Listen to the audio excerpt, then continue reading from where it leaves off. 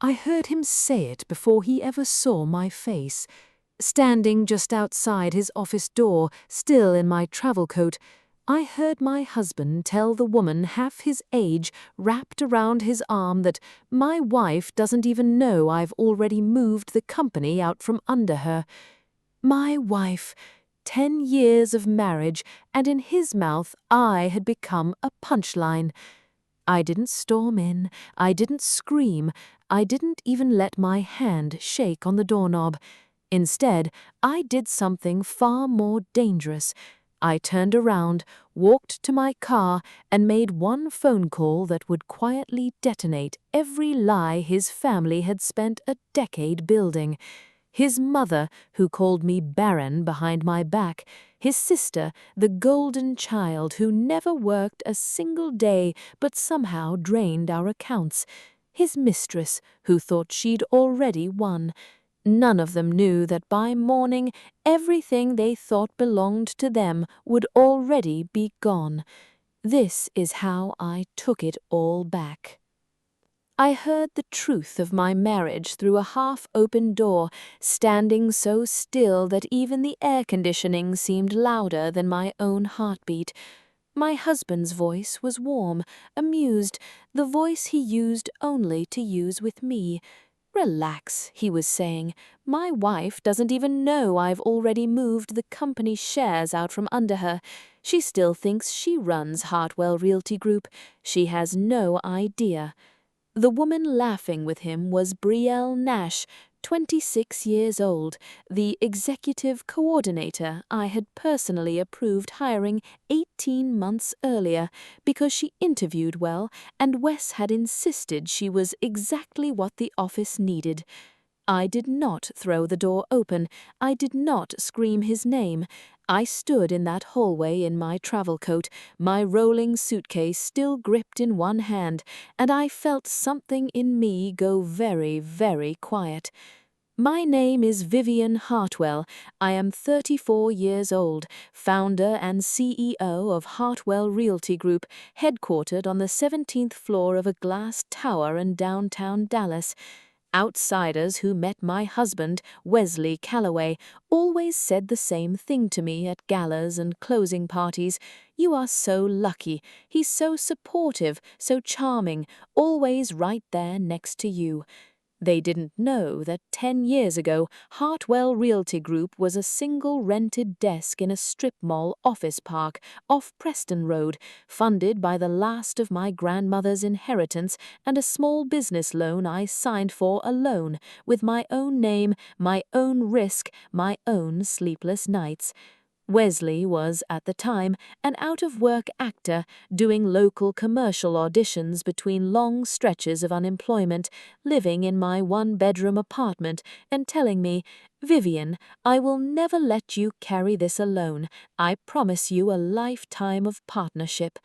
I believed him so completely that when the company finally turned a profit, I gave him the title of Chief Operating Officer so he would never again have to explain to his family why he worked for his wife. I believed him so completely that I signed over 12% of my equity to him quietly, without telling anyone, just so he would stop feeling small at family dinners. I believed him so completely that I never once questioned why every quarter a portion of company funds routed through a vendor contract with a logistics firm called Ridgeline Partners, a company his mother had recommended years earlier. That afternoon I had flown back from Austin a full day early. The negotiation for a 12-property portfolio had wrapped faster than expected, and instead of staying for the celebratory dinner with our investors, I felt an odd, restless pull toward home. Perhaps it was because our 10th wedding anniversary was 6 days away. Perhaps some part of me already knew. I had a small gift bag in my hand, a set of hand-painted cufflinks from a boutique near our hotel, the kind of small, thoughtful gesture I still made after 10 years, even when the romance between us had grown thin and cold. I imagined walking into his office, setting the box down, watching his face light up in surprise. I imagined telling him the Austin deal had closed $2 million above projection. I imagined, foolishly, that we still had something worth protecting. Instead, I stood frozen outside his cracked office door on the 17th floor, listening to him tell another woman that his own wife was a fool who didn't know her own company was being quietly gutted. "She still thinks she answers to her," Wes said, his voice low and pleased with itself. "By the time she figures out what's actually in her name and what isn't, it won't matter. The restructuring will already be done." Brielle laughed, soft and coy. "You really think she'll never notice the transfers?" "He trusts the numbers I give him. She built this company. She never learned to watch her own back." I did not open that door. Every instinct in me wanted to. I wanted to slap the smugness off his face, to demand answers, to scream every accusation I had swallowed over 10 years of small excuses and late nights and unexplained expenses.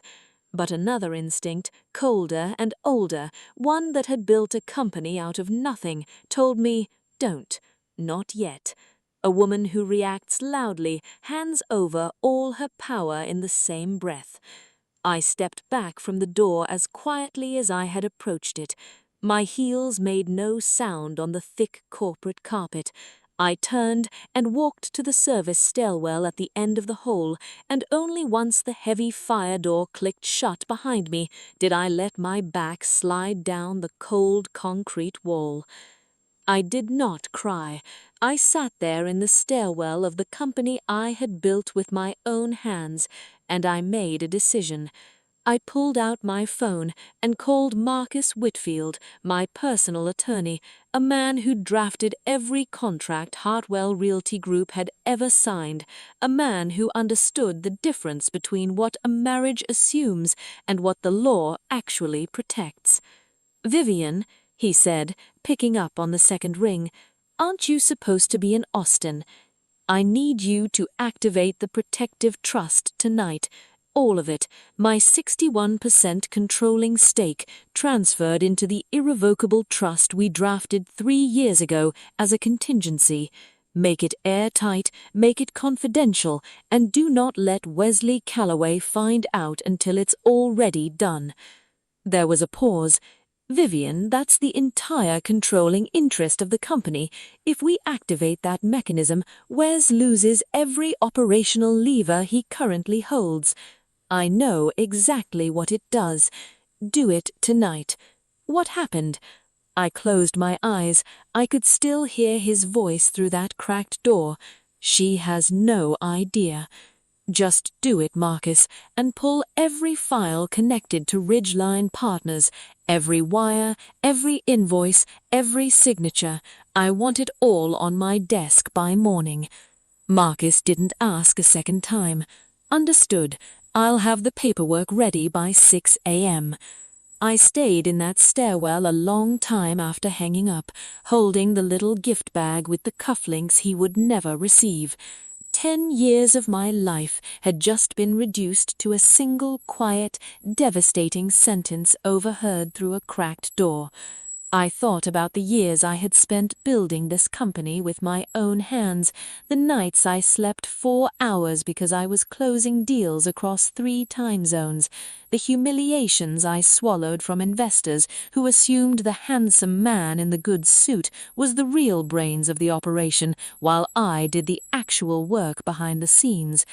I thought about the 2 miscarriages, about the specialists who told me conceiving again would be difficult, and about Wesley's mother, Diane Calloway, who never once asked how I was recovering, but instead asked pointedly at every holiday dinner, "So when are we getting a grandchild, Vivian?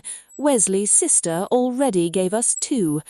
I thought about Kayla, Wesley's younger sister, golden, adored, endlessly forgiven.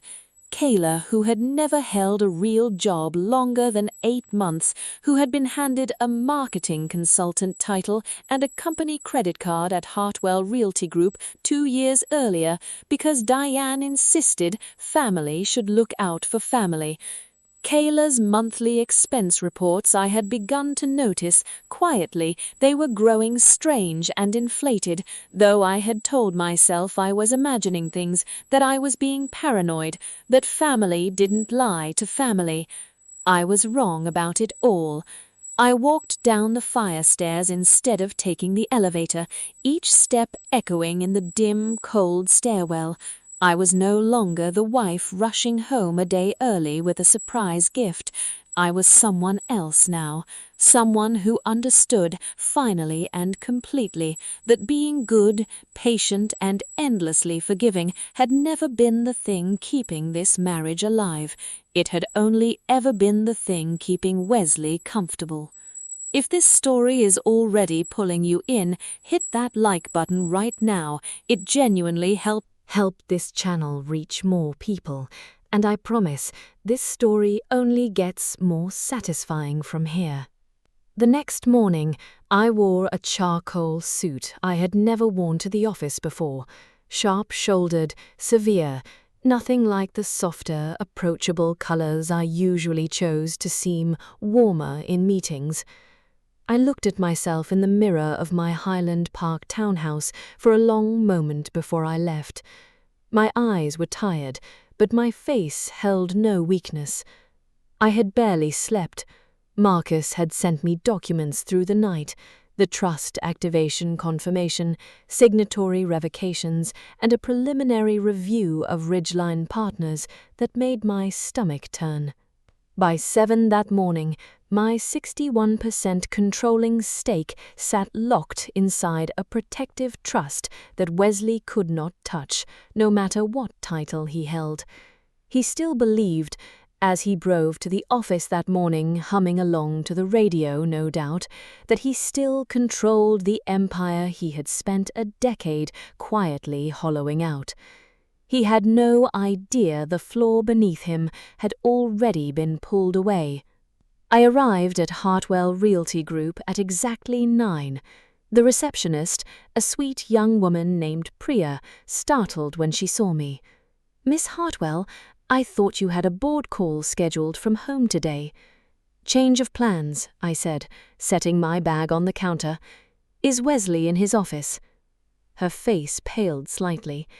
"Yes, Miss Nash is with him." Of course she was. I did not knock. I pushed the door open.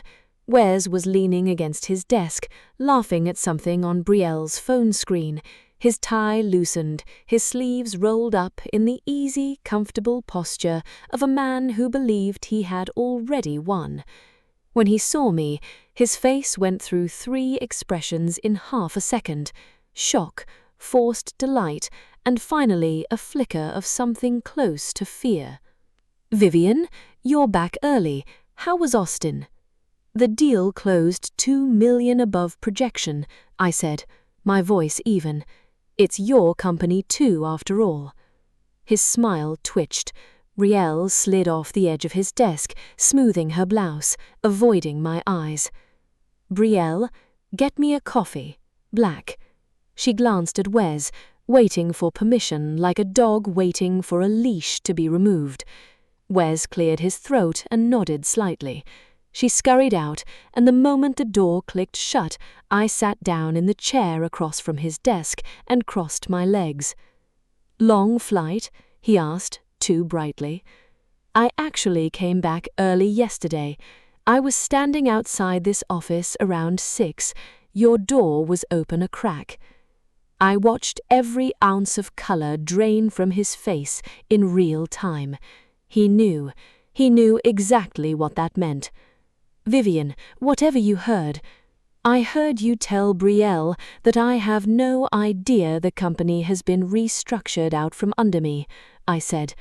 "I heard you say I trust the numbers you give me, that I never learned to watch my own back." He opened his mouth. Nothing came out. "You're partially right," I said, standing up and walking slowly toward the window overlooking the Dallas skyline, the same window we had stood at together the day we moved into this building, when he wrapped his arms around my shoulders and told me everything we had was proof of our love. "Vivian, please. As of 6 this morning, my controlling stake is locked inside an irrevocable trust. You cannot touch, transfer, or leverage it. Every signatory right you believed you had on this company's accounts has been suspended pending a full internal audit, effective immediately." His face contorted with something between panic and fury. "You can't just—" "I already did," I said.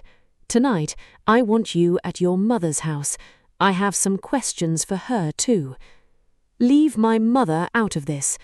"Then you shouldn't have let her in," I said, and walked out, leaving him standing frozen in the office he no longer truly controlled. That evening, I drove to the Calloway family estate in a gated community outside Southlake, a beautiful stone house I had personally financed the down payment for in our 4th year of marriage, back when Diane cried real tears and told me, "I never had a daughter of my own until you, Vivian." I believed those tears then. I had never asked for the deed to be in my name. Marcus insisted on a protective agreement anyway, something I nearly scolded him for being paranoid about at the time. Without that paranoia, I would have nothing left to stand on tonight. Wes's car pulled up behind mine as I stepped out, his face pale, his tie now fully undone. "Vivian, please, my mother doesn't know everything. Don't blow this out of proportion." I had not asked whether that was a warning for her or for himself, and I rang the doorbell before he could answer. Diane opened the door in a lavender robe, a strand of pearls I had gifted her resting across her collarbone. Her smile was immediate and warm, a performance I now recognized instantly for what it was. "Vivian, sweetheart, I wasn't expecting you. Come in, I made pot roast." "I'm not here for dinner, Diane," I said, stepping past her into the marble foyer. "I'm here about the Ridgeline Partners contracts and about your daughter's expense reports." Her face smile faltered instantly, replaced with something sharper. "What exactly are you accusing my family of?" "I haven't accused anyone of anything yet. I'm simply asking questions. Would you like to answer them here, or should I let my legal team send a formal notice instead?" Wes stepped between us. "Mum, don't say anything. Vivian, this doesn't need to happen tonight." Diane's eyes flicked toward his son, and in that single glance I understood everything I needed to know. She knew. Whatever this scheme was, she had not just tolerated it, she had orchestrated it. "Fine," Diane snapped, crossing her arms. "You want honesty. The Calloway name has carried this family through hard times before, and it will again. Kayla has needs. She has 2 children to raise on her own since her divorce. You have this whole empire and no children of your own to spend it on.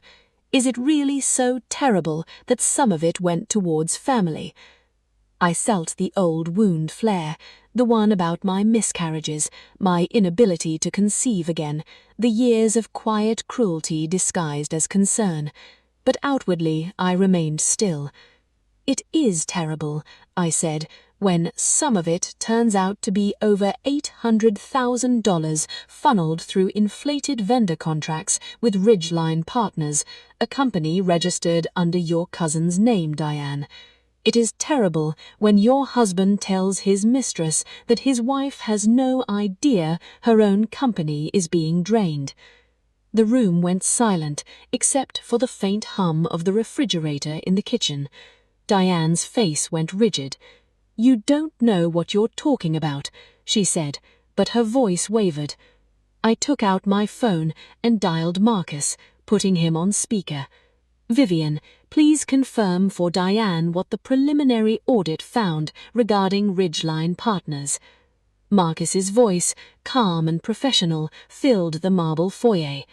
"Vivian, the audit shows Ridgeline invoices billed at markups between 18 and 32% above market rate across 14 months, funneled through a shell entity registered to Diane Calloway's cousin, Harold Reyes.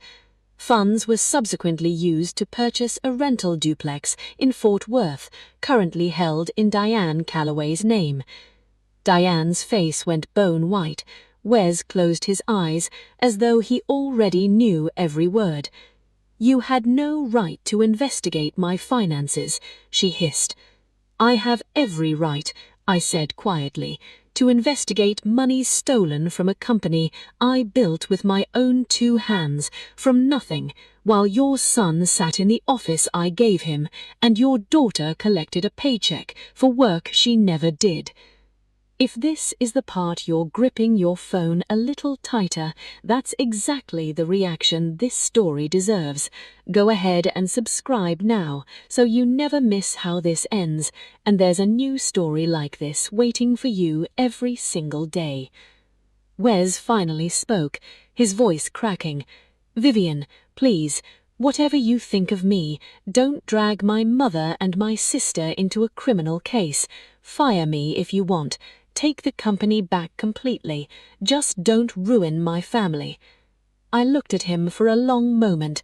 "You should have thought of that before you decided to ruin mine."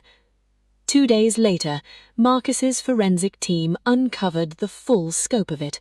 Kayla's marketing consultant role had never produced a single deliverable in 2 years, yet monthly invoices for brand strategy services had been quietly approved by Wes without any executive review. Rooted to a personal LLC, Kayla had registered under a maiden family name.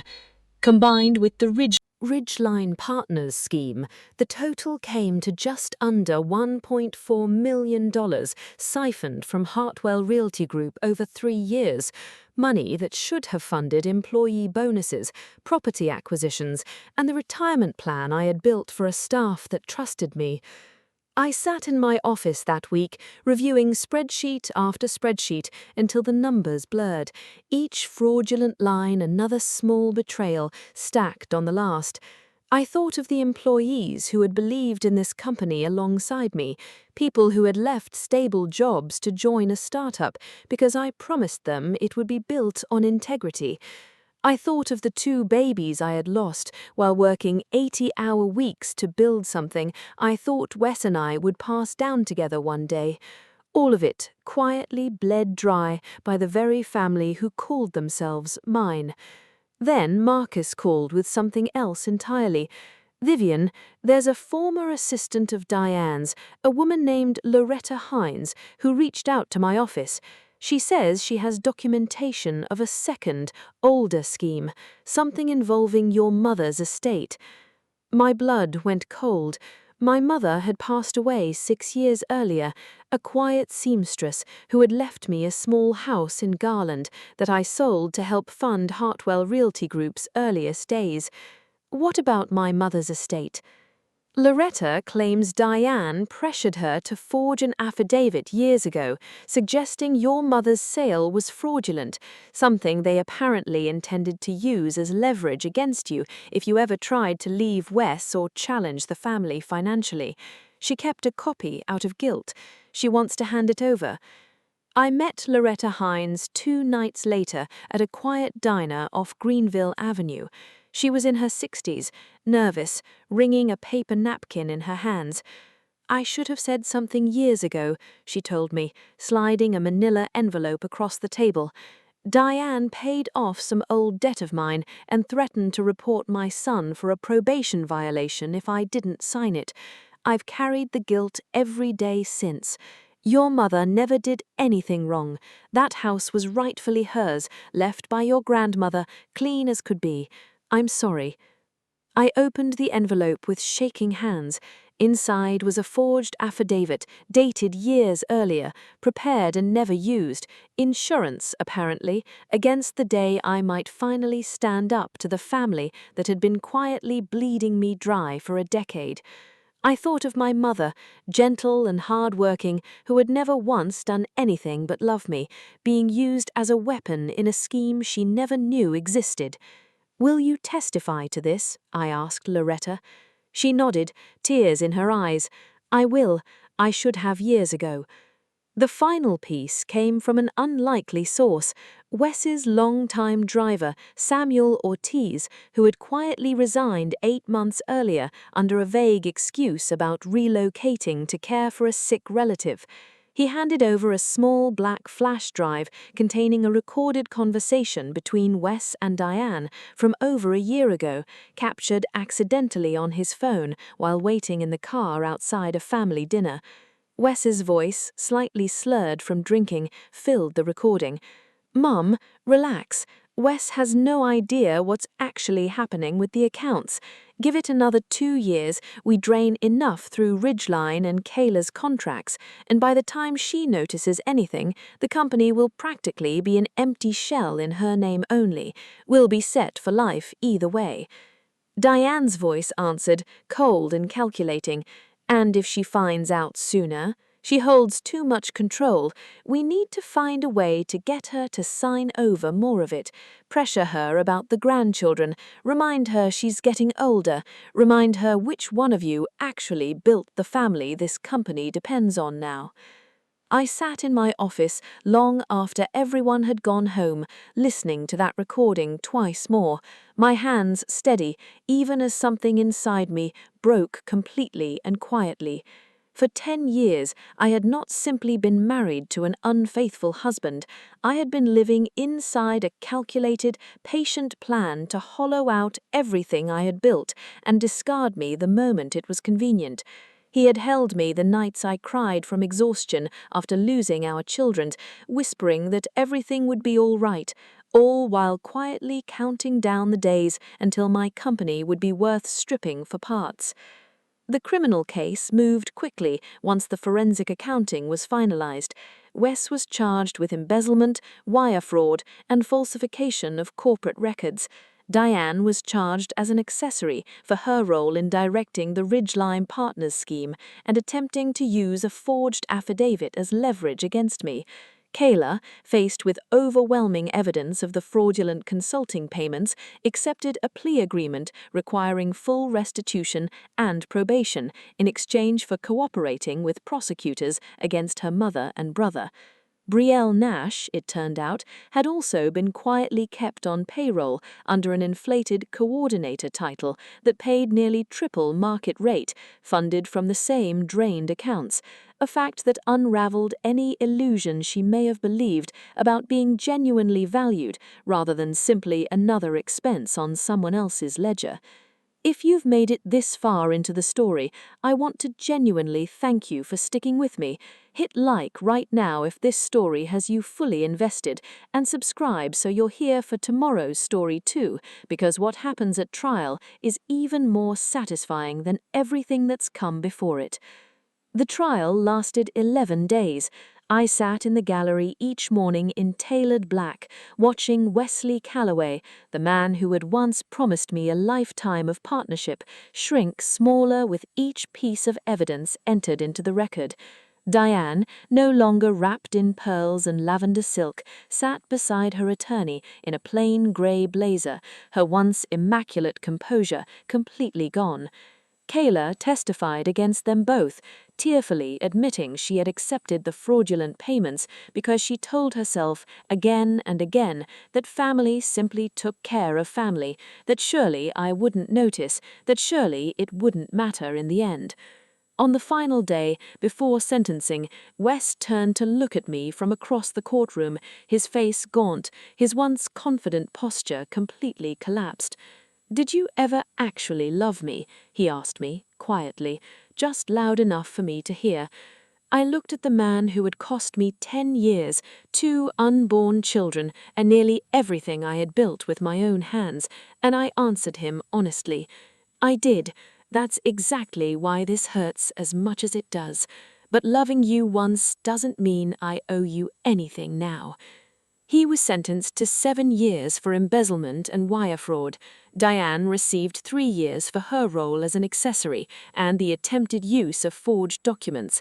Kayla, due to her cooperation, received probation and a restitution order. The rental duplex in Fort Worth, purchased with stolen funds, was seized and liquidated, with proceeds returned to Hartwell Realty Group. The divorce, when it finally came, was almost anticlimactic by comparison. A single signature on a single page, the final formality closing a decade that had already ended the night I stood outside a cracked office door and heard the truth for the first time. In the months that followed, I rebuilt Hartwell Realty Group from the inside out. I brought in new leadership, implemented independent quarterly audits, and personally reviewed every vendor contract that crossed my desk. I gave real promotions to employees who quietly held the company together through the chaos, the ones who never had a golden child title handed to them, who simply showed up and did the work year after year without recognition. Slowly, the trust returned to the office. People stopped whispering in the hallways and started talking about new listings, new deals, new growth.